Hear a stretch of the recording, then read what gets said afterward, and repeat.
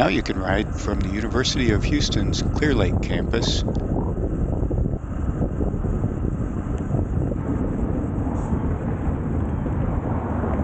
across the new connector at Space Center Boulevard.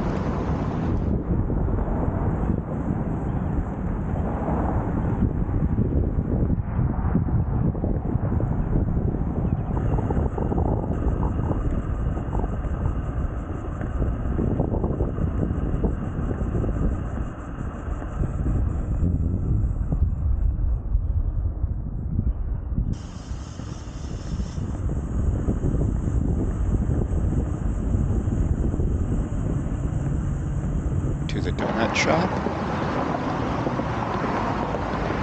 Almost. But there are a lot of places in Clear Lake you could live now that do have rideable pedestrian paths. Vision and execution deserve a credit reel. Plan the work the plan.